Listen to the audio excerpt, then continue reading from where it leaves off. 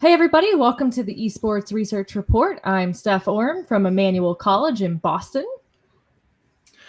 And I'm Brian McCauley here in Sweden at the Media Management and Transformation Center in Jönköping, the city of DreamHack. Now our guest today is Rene Treur, if I'm pronouncing that right, who's been a sports commentator / shoutcaster in esport terms for a host of different media and gaming companies, including Konami, Fox Sports, and a load more. So Rene, welcome to the show. Please introduce yourself and tell us about what you do. Thank you so much. That's funny. I didn't know you live in Jönköping, if I pronounced that right. Yeah, right. I'm in the city of DreamHack. Cool. I've been there twice way back when, 2010 and 2011. But sorry, let's first do the introduction. I'm an esports commentator. Through my work as an esports commentator, I've also become an actual football commentator, and I'm doing a lot of stage hosting as well in the past 3 to 4 years, I'd say. So my role is gradually shifting more and more to be show host as well. But I'm focusing on the commentary part.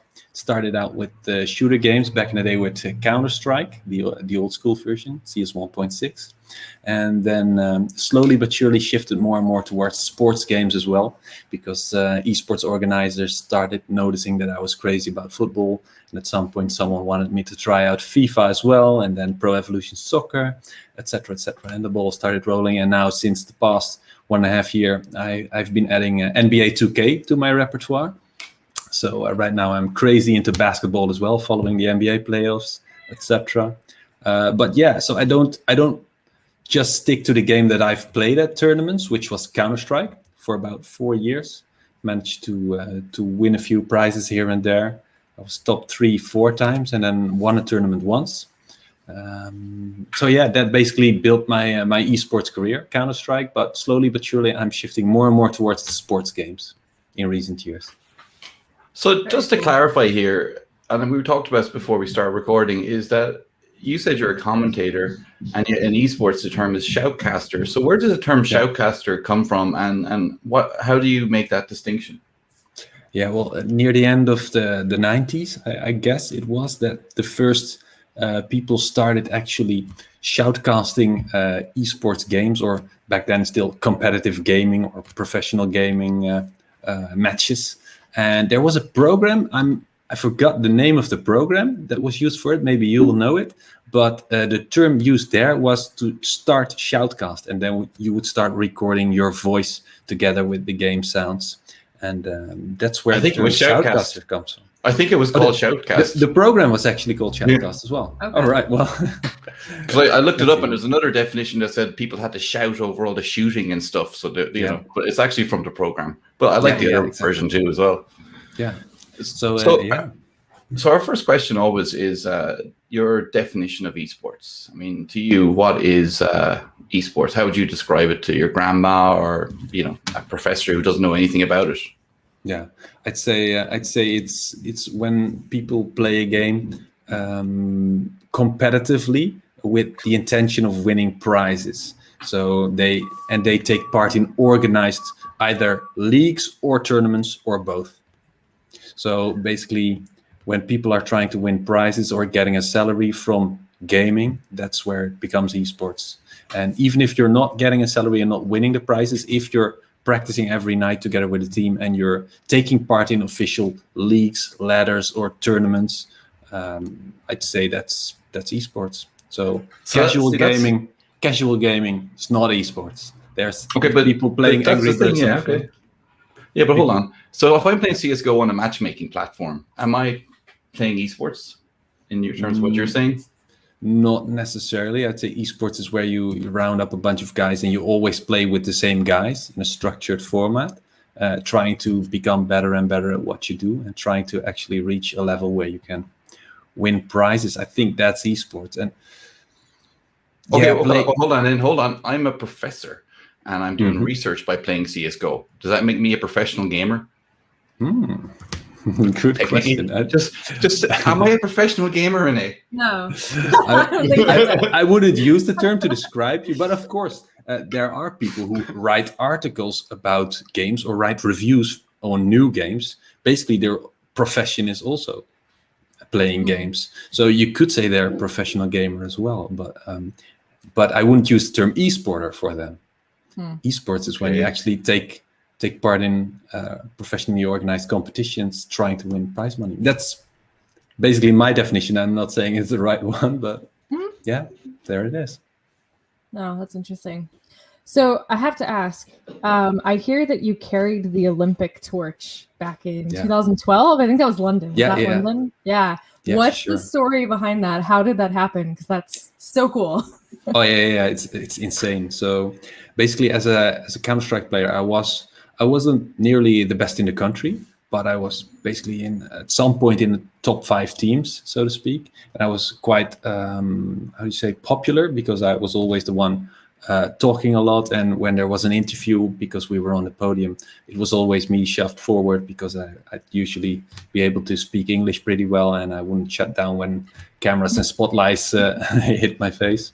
So I was quite a popular guy in the scene, and there was always a forum for Dutch teams to discuss stuff, and people were always talking about the popular guys. So basically everyone already knew that I was doing that I used to play football or soccer, that I broke my ankle, so that kind of killed my career. And it wasn't like I was good at football. Let's be honest, I was never going to go pro. I was decent, but that killed my career. But that made me graduate into esports. That made me sit at home a lot with my leg in a casket, playing Counter-Strike a lot. So and they knew that I did volunteering work. They knew that I was a blood donor, etc. So at some point, my popularity as a caster even became higher than as a player. So there was this one person that had nominated me to be a Torchbearer. So I didn't realize there was a nomination process going, because I didn't really follow the Olympics, to be honest. I followed football, definitely, but not really the Olympics. But Samsung, which was one of the main sponsors for the 2012 Olympics, they started a nomination process in Holland to be able to gather 10 Dutch Torchbearers. And at some point, I got a call from someone from Samsung saying, hey, like 8 months from now, we've got the preliminary celebrations for the Olympics, and we are having the torch being run from Athens to London. And in order to get it there, we have 8,000 torchbearers, 10 from each country and a lot from England. And we need 10 Dutchies, and you are nominated. Would you be able to be in Sunderland this and that weekend? It was 15th and 16th of June, 2012. And I was like, I thought they were joking. I thought someone was pulling a prank on me, obviously. But yeah, because nobody wanted to go to Sunderland, by the way. I actually really enjoyed my time there, but obviously with the streets lined with people cheering you on. But I figured I was never going to get chosen, because there were over 1,000 nominees, and I was like, they'll go with the really special people, with the war veterans, and I was like, they're never going to choose me. But sure, yeah, I'll keep that weekend free. And then a couple of months later, they started asking, can you provide this and that document? And we're going to have to check out your family. There need to be no criminals, and your the family of your girlfriend as well. So it was getting pretty serious, and I was like, oh, okay. Wow. And at some point, I was actually one of the 10 people chosen to carry the torch. And it was like half a mile we got to run, and my run was in Sunderland. Started near the aquatic center, and towards London. What a crazy phone call. Yeah. Just like, yeah, exactly. Hey, do you want to carry the Olympic torch? Yeah. What a cool story. Yeah, very, indeed. But the unfortunate thing was, I was in Jönköping in 2010 and 2011 for DreamHack Summer, and DreamHack Summer 2012, they asked me as well, but it was the exact same weekend, so I missed out on that. Shame. Well, hopefully DreamHack will come back now. We're doing DreamHack Beyond, which is an interactive game thing I'm looking into, which means there's going to be more hybrid stuff. So kind of next question we kind of have put down is how you ended up in esports, which you've kind of answered. So I guess I'm just going to ask you, you're 37 now, and you played CSGO at a very high level. So did you play against like Christian Lidstrom and Heaton and Alan Pedersen? Who's those guys? The guys slightly after that in SK Gaming, I did play them. Spawn, Wally, Robben, Tentpole, and who was the fifth? Spawn, Wally, Tentpole, Robben. I think Zet. Zet might have been it. So yeah, because I'm in Sweden here. Yeah, absolute legends from Jönköping. Yeah, I mean that was the thing. It was a different world then. Now it's a higher level. Of course, it's professional, really professional. I mean, I have friends who are like, I competed at Worlds, and I was like, did you make any money? And they're like, no. Or yes, Johnny. I'll ask him that, Johnny. Thanks, Johnny. Johnny, little kittens in here. Cheers for the feedback, Johnny. Get to it. All right, chill, dude. Steph, you ask the next question while I handle this kitten. Yeah. Well, I'm actually curious if you have a favorite game or a favorite genre to commentate on or shoutcast, whatever term you prefer. Yeah, right now I really like the football games, especially Pro Evolution Soccer, because I think that probably has to do with the kind of events I got to do for Pro Evolution Soccer. So I've been at World Esports Games, which is dubbed the Olympic Sports of Gaming. I've been at International Esports Federation's tournament in Paris. I've been at PES League events in Porto, Liverpool, London, Kiev. I've had a lot of insanely cool Pro Evolution Soccer events. So that's probably the reason that I favor that game mostly. And also because I've been doing the Dutch PES League, which was basically 4 big qualifying tournaments each year and then a grand final. So I've been hanging with the PES guys for so long and so many times, and had so much good times with them, and also with the international top dogs. So I guess I have the best feelings about Pro Evolution Soccer as a commentator. But obviously I also love Counter-Strike because I used to play it. I love FIFA as well. And I'm starting to really, really like NBA 2K. I've done Formula 1 esports, basically the Dutch league, which was a talk show about Formula 1 racing and the tournament, and they kind of wove it into each other with switching in between the 2 commentators and switching between the talk show with me as a desk host and then 2 guests from the world of racing or from the world of Formula 1, which was kind of cool. We did that for two seasons, but I'll be honest, as a commentator, I did a few Formula 1 events, but I haven't always been into racing. I picked it up since I was doing that. Obviously, I had to really get stuck in and grind up all my information and everything, knowledge, etc., because it wasn't up to scratch when I started. But I haven't enjoyed that as much as I do basketball, which I've only been doing for 2 years as well. But I really like that sport, and I don't know whether it's down to the fact that it's got something to do with Dutch people are really tall and like to play maybe basketball. Yeah, I'm 192, so I wouldn't be one of the big dogs, but I could be in there. But he's short, he's short in Holland, like. Yeah, but I like fast-paced action sports with a lot of moments to celebrate. So in football you have a bunch of goals, but in basketball you have constant scoring and etc. Well, Americans would disagree that there's a lot of goals in soccer, as they call it. It's football stuff. Just don't get off track here. And so just bring it back down to Pro Evolution Football, just because that was my game on the PlayStation 2 with my friends. And, there was the time that my cousin Rory beat David Keane with Greece against Brazil. And I'm just bringing that up so I can send it to my friend David Keane and point out that I brought it up again in a podcast, even though he claims not to remember it. But I had 2 Dutch students, so shout out to Dan and Joris, and they were doing their Masters in International Marketing here, and I was their thesis supervisor, and they did FIFA as their topic, and they looked at the kind of the hatred from the reviews of FIFA and all that thing. Right. So I guess the question is there a big, we know football, Cruyff and Rijkaard, Bergkamp, of course, the best ever. But is there a huge following in Holland around Pro Evolution Football and FIFA for a start? Is that a big thing in Holland beyond other countries? Yeah, it's mostly FIFA. FIFA is bigger than PES, like it is in most countries, to be honest. But yeah, we're all crazy about football, so we love playing these sort of games. And people have been switching back and forth between Pro Evolution Soccer and FIFA. And in recent years, FIFA has really set themselves as the top dog. Obviously, Konami is still trying with PES to grab some of their to gain momentum and gain ground by getting some official licenses for especially Italian clubs like Juventus, AS Roma, Atalanta Bergamo. All of them will be named differently in FIFA 22. Oh, well, sure. In Football Manager, Juventus are known as Zebra, which totally ruins it when I'm trying to, manage Arsenal's world domination. Yeah, so they have that problem there. But I mean, how far are you towards world domination?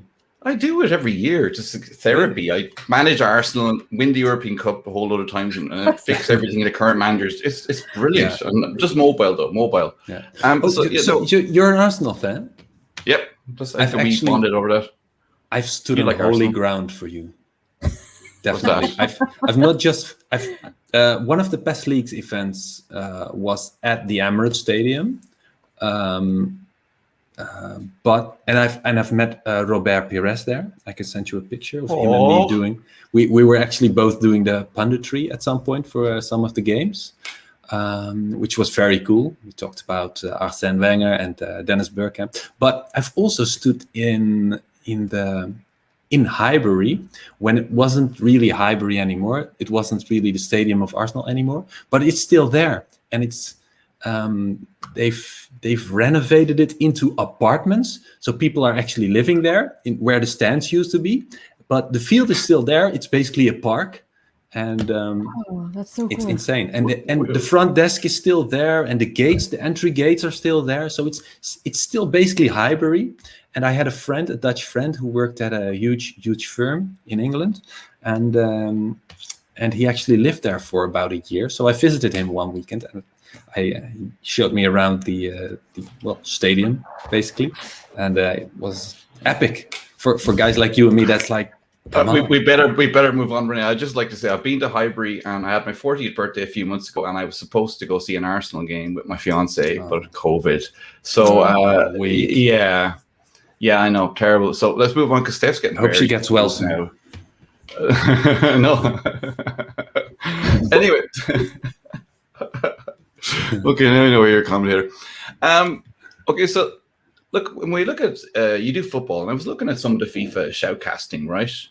And I couldn't really tell the difference between traditional football and shoutcasting football. I was like going, and especially with the graphics now, if you weren't paying attention, you would nearly not know if you didn't see a guy with a controller, pulling faces. So what are the differences between shoutcasting and traditional commentary for you, and maybe across different genres or things, or Yeah, for me, doing esports commentary, I slowly grew into it. And then at some point I got asked to do an actual football match, and then you're suddenly in a stadium and you're sitting at a certain point and the ball is all the way at the other end and you have to commentate, and you're seeing these guys, and sometimes two guys look exactly like each other, and the one has number 19 on his shirt and the other one is number 29. So they got the same height, same hairdo, and standing with their back towards you. So it's hard to make out sometimes what exactly is happening at the other end of the pitch. And in esports, obviously, you have your 3 screens in front of you and you can see everything. You can see instant replays. So basically, that's a big difference that made it hard for me to... during my first football match, it made it hard for me to feel like I was doing a good job. And then in the end, the guy doing commentary with me, he'd been there for 10 years. He said I did a great job. And they asked me back a couple of times. So that's always good to hear. But it did feel like it was tough. But as you gain experience, that will also become easier, obviously. That's great. I hadn't even thought about that. Just the perspective difference. Like you said, you see everything. Steph, your microphone is glitching out there. Oh my gosh, really? Oh, that's better. There you go. Yeah, I don't know why that keeps happening.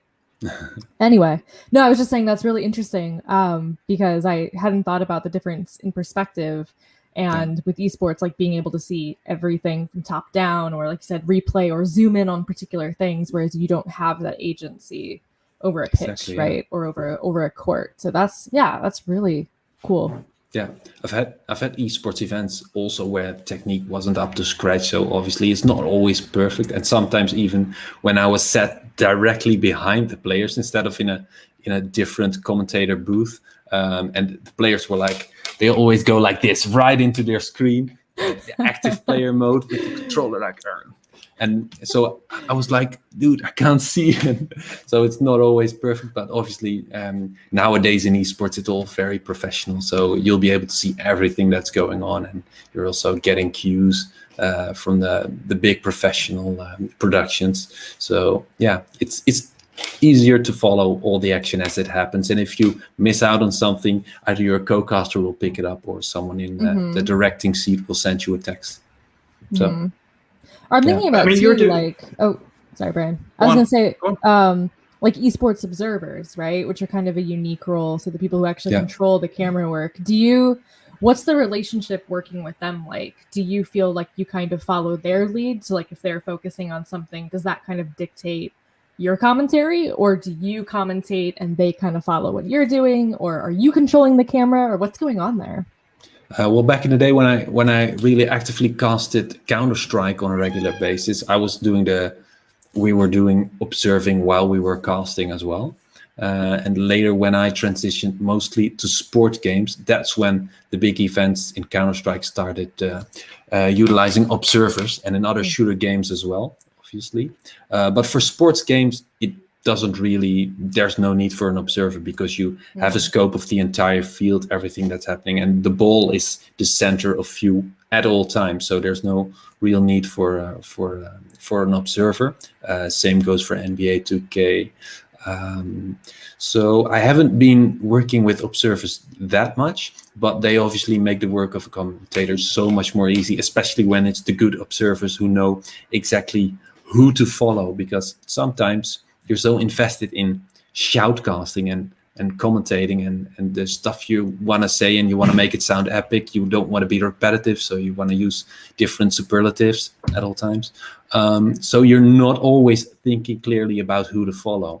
Basically, for instance, if there's 4 players left on the terrorist team and there's 1 guy left on the CT team, obviously you're going to follow the CT because he's guarding the bomb, and they're all going to go his way, and he might have a spray down where he kills 4 people. So you're going to want to have that as the main focus. And it's great to have an observer there, because he's always going to be able to pick up on stuff like that, because he's really focused on that. That's the only thing he needs to worry about.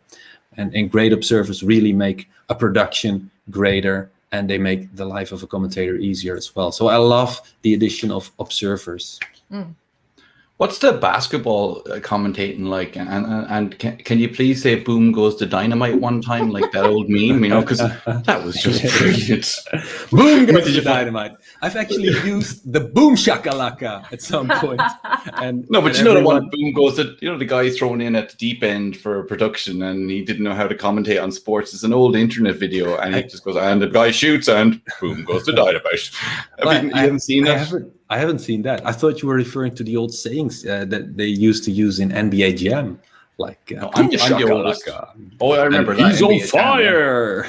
I remember that. Good stuff. Oh, man. And what do you think of the actual commentary for playing the games themselves, like FIFA now? Because I remember the rugby game, they used to say, he's going to send him to the hospital ward 7 with that tackle. I hope not, right. Bill. That's the maternity ward. And he used to come up like twice a game. And you I mean, what's it like now in FIFA? Because I don't play them anymore because of CSGO and, what's the commentary like? Has that improved a lot? Has it become more intuitive, or is it still annoyingly repetitive when you're playing by yourself? It has improved a lot, but it's still at some times repetitive. So you'll always be able to see that it's not an actual commentator there reacting live to what's happening, but obviously the preset phrases, etc. But they've made so much more phrases and so much more terms, and they're trying to make it better, but it will never be perfect, because obviously when you have someone live reacting to what is happening, it's always going to be 10 times as good. But they have improved immensely, I feel, in the past years, or in the past decades even. I'm just feeling really bad now because I have Arsenal shirts for my 2 cats, and I should have put them on and shown you. But I mean, nice. So I'm just like going, it's the only time they'll ever get to be admired as much. I mean, do you have a favorite game or genre to shout? Is there one that you really love, or have you kind of got them all down now, or is it always going to be Pro Evo with your roots in that game?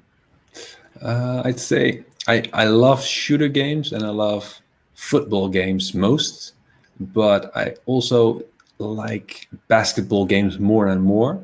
So I can't say that it would be all sports games. For instance, tennis, I know nothing about, and I don't really have an interest in that sport. I know Federer is great. I know Rafael Nadal is great, but that's basically it for me. So if someone were to ask me, would you like to be commentator for a tennis gaming tournament, I'd probably say no, because first of all, I wouldn't be doing myself any favors, because I would be bad, very bad. And I think the reason I said no, the reason I said yes to NBA 2K is because I knew that if I started to get invested, and I had enough time. It was like 2 months away, the event, so I knew I'd be able to get invested in NBA 2K because I like basketball as a sport. So I've really been grinding down on that and watching as much as I can. And I'm actually enjoying it. But I know that I won't be enjoying tennis or cycling or other sports as much. There's baseball and cricket have to be the hardest because nothing happens. And they go on for hours. Yeah. And oh my God, if you can follow baseball if you're blind, it's that baseball. Systematic. Nah, I do like baseball, but that's because I've played it myself in high school a couple of times, and then I always liked it. And I do like some baseball movies, like 42 with about Jackie Robinson with Chadwick Boseman. Field of Dreams, that's the best one. That's just the answer. And League of Their Own, of course. But I do think that it would be hard to commentate for me. Well, actually, I was thinking about like, and I don't know how many of the games you commentate for you don't play. Like, are there any that, or how important do you think it is to play the games that you commentate for? Is that necessary, or do you feel like you can kind of observe and watch and understand the game enough to talk about it? That's a good question. I feel comfortable doing Counter-Strike because I used to play it. Mm-hmm. I feel comfortable doing FIFA and PES because I'm crazy about football. I have like 30 years of football knowledge stored in my brain. So I'm always okay there, especially as I've, in the years since I'm doing football games, I have been following the scene and everything that goes on. As soon as the team of the season or the team of the year comes out, I make sure I know who's in there, make sure what their ratings are. And when the new game comes out, what are the ratings of the players? At least top 10 or top 20 needs to be in here for me. So that makes it okay for me to be able to do football games while I'm not actually playing them actively anymore.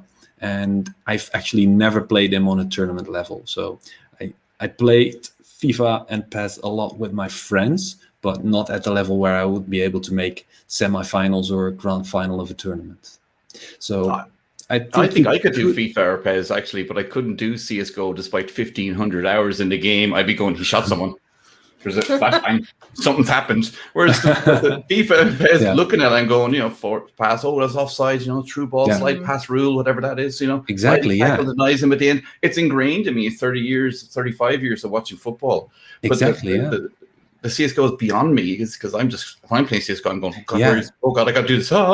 You need to be tactically versed. And that's the reason, for instance, if someone asked me to do League of Legends as a stage host, sure, I can ask the open questions. I know the basics, but if they ask me to do it as a commentator, League of Legends, nope, not touching it. Never. I want to do it for fun. I've never played it. I've never played it, and in order to become good at it, I would have to, by just watching streams, I'd have to watch like 4,000 League of Legends streams probably before I'd be a good commentator. At least 1,000 hours, at least.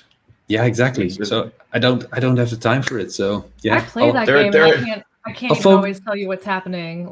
Yeah, exactly. So they're attacking the dragon. The little blue guy's coming up behind them. Oh, it's amazing. Exactly. Yeah, the viewers wouldn't be too stoked. They know every hero, and they know what the best builds for them are, and like all the champions. All those champions and the strategies, and what beasts are spawning on the field. I mean, there's so much going on, and it's not just like reacting to things either, right? A lot of times it's kind of predictive on their part. Yeah. So I mean, there's in talking to you and having observed shoutcasters or commentators over the years, I have so much respect for what you do, because I frankly couldn't do it. Thank you. Well, it is all down to experience, I guess, because if you knuckle down and start grinding your hours. And even if you're obviously not going to get hired instantly by the big firms, but even if you just sit down and start casting your own games at home and then watching back your own footage, then you'll be able to quickly pinpoint the things that are annoying to you and that doesn't sound so cool as when a professional does it. So you'll be able to pick up on that and instantly improve. How do you do that? I've never even watched or listened to this podcast. I have to edit these. And I just go, oh, this is horrific. Tell me where I said the bad thing, Steph. Do you remember when? So I can edit out everything I said. That was really offensive. Yeah. I mean, how is it watching yourself? Can you watch yourself? Do you sit there do you bring girls on dates and go, oh, look at the TV? No, let's look, oh, look at me.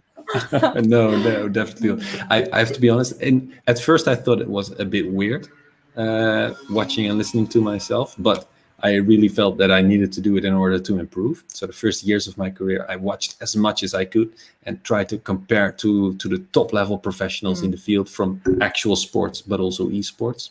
And I was thinking like, what am I doing that doesn't sound so great? Right, that's something I need to eliminate. And why am I sounding so repetitive? I need to have a bigger vocabulary. Stuff like that.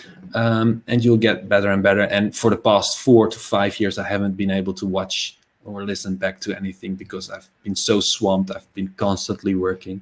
So basically, you also at the same time feel that there's no need for it anymore because obviously everyone is asking you to do events, even not in my own language, but in English. So basically, I'm confident enough that I have reached a certain level as a commentator where it's good enough. But at the same time, you'll always be able to become better at it. So I'll always try and improve. So what's the experience like? Because you told me you were doing Dutch commentary for Belgian TV. Was that what you said to me? Yeah, exactly. Yeah. Belgium is a small country right below the Netherlands. I know that. She doesn't know that. Talk. I do. She's American. But what a lot of people don't know is that they actually speak 3 languages in that country. Flemish. French, exactly, French, and a really small part speaks a variation on German, which is Luxembourgish. Luxembourg, also a small country right besides Belgium, in between, squished in between Germany and Belgium. Geography for you. Exactly. Europe isn't a country, Steph. That's as far as my geography goes, and geochipping. And so no, but in Belgium they have usually have either English commentary at events, or they have both French and Dutch casting, so that everybody in the country is able to fully understand what's going on, choose their own language. And in recent years, they've started their own professional FIFA league in cooperation with the top level football clubs, with the actual sports clubs. All of them needed to field a FIFA player. And exactly like all other countries are doing right now for all different kinds of sports as well. So like NBA, we have the actual official league in America. And in Sweden, there will probably be figure skating. No, I'm kidding. No, Icelandic mini horses became a sports club. I did the bloody science for the application, and the Icelandic mini horses got in somehow. Wow. Paddleball. I mean, what's happening in Holland? But you have the E-Allsvenskan, obviously. You have the E-Allsvenskan, right? Have you been following it? What's that? That's It's a digital Swedish football league for Sweden. So all the professional football clubs field a player. But to get back to your question, original question. We do research papers, produce podcasts, run research networks, teach, develop other stuff. If I'm not watching games, I'm going to play games. That's watching games makes me. No, playing games gets me out of thinking about research papers and work. Oh, right. That's the thing. I've got so much on that I want to play CS:GO because pandemics and crap. That focuses me. For watching games, I find very hard because the researcher brain steps on and I start going, "This is right. And you're analyzing and exactly. Yeah, I mean that's it. You need that focus. So, is it a sport in Holland now yet, or? Is it, or do you have Icelandic mini horses as a sport as well? No, basically we have swimming, which usually is something that Dutch people somehow are really good at. Not me, because they're tall. Because they're tall. Maybe, yeah. I can swim. I can save my life if I need to, but it's not like I can race across the swimming pool like some of those guys. But skating, ice skating is something Dutch people are generally very good at. And right now, Max Verstappen is very good in Formula 1. But football is definitely number one sport in Holland. But the mini horses, I haven't spotted. I'm not getting into it, But is it classified as a sport in Holland? Is what I'm saying. Is it legally a sport? I mean, this definition of yes. No, not yet. But not yet. That's it, isn't it? Yeah, exactly. Because they've been talking about it in Germany, and in a lot of countries, it's already becoming more and more accepted as a mainstream thing at the very least, and sometimes even as an official sport. And in Germany, they've been talking about it in politics, talking about should we do something with the government about esports and about the development, about getting involved with the youth. And that's something interesting as well. We have a foundation here in Holland, which I'm a part of, where we try and have lectures for both parents of gaming children and gaming children themselves, where we try and inform them about how to be responsible about your gaming, because obviously it's not the way to become world champion when you're just grinding your hours on end without breaks in between. Because a lot of kids think that in order to become world champion, they have to play 8 hours every day. What they don't realize is that you'll be able to make more progress by breaking it up in small parts of gaming, where you're actually still focused and still doing the analysis of your own gameplay. And at some point, you're on autopilot mode after an hour or more. So it's especially important to stay hydrated, stay focused, stay well fed, stay well rested, and have your breaks in between, especially to preserve your eyes, obviously, because a lot of screen time.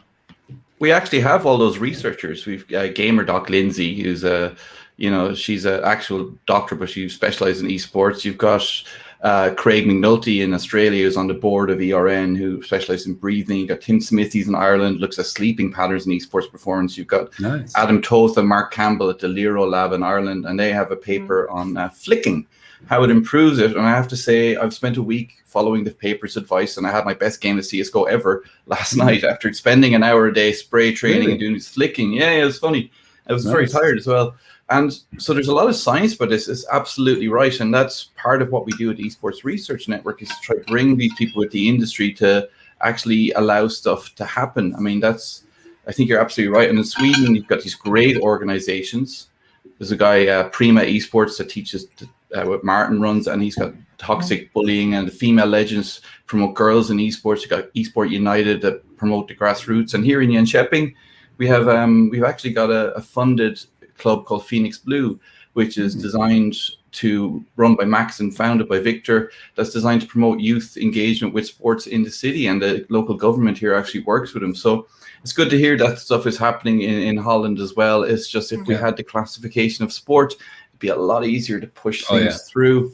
Exactly. Yeah.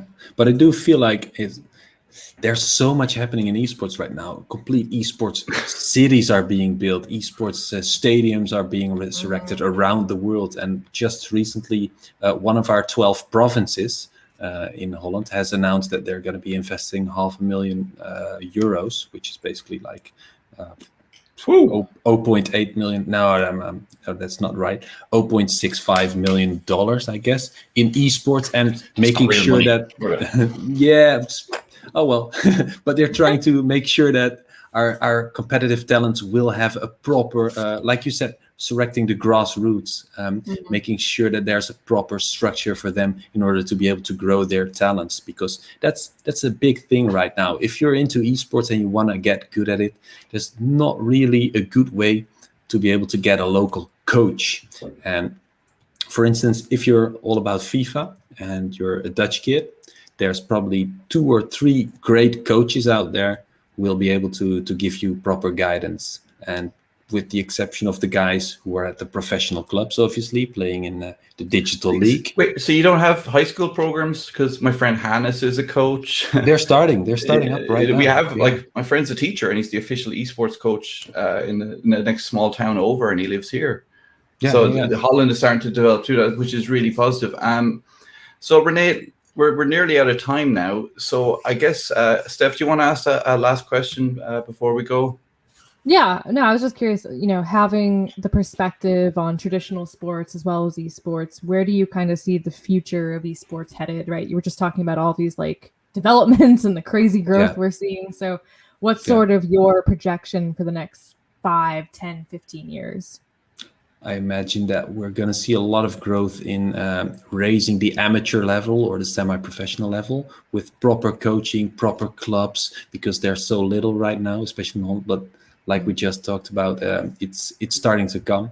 And right now in North Holland, we have a huge esports stadium that has been built. And they've just started a talent management program as well. Some of the universities in Holland are starting an esports program as well. So I think those kind of initiatives will pop up more and more around the globe as well.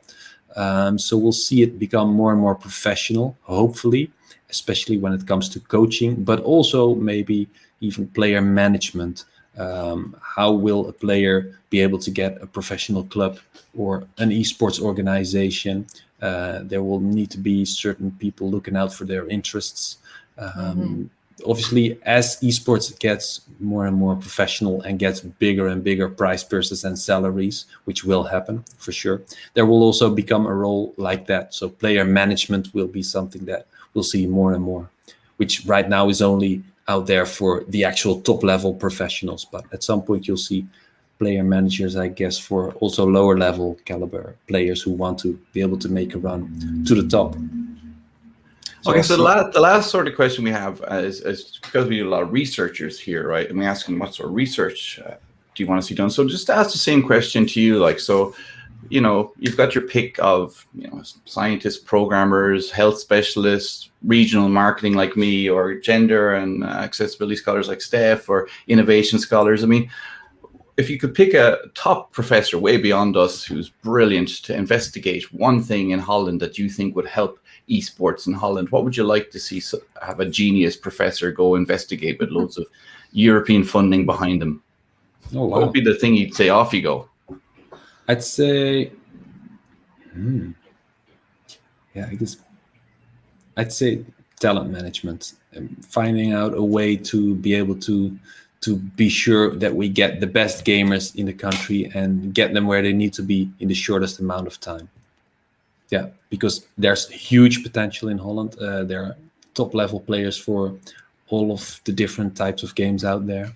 But it's hard to see them become world champion when they have to focus on their study or their actual job, because esports is still just a hobby for them.